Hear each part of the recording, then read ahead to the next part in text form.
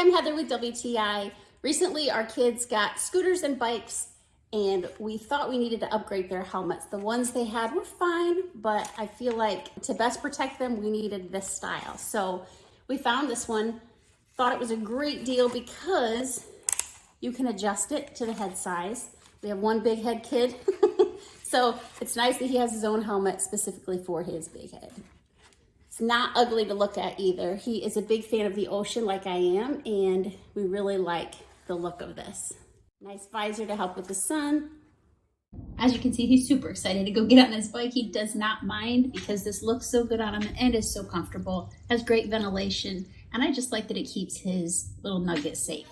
Padding inside also helps with the comfort.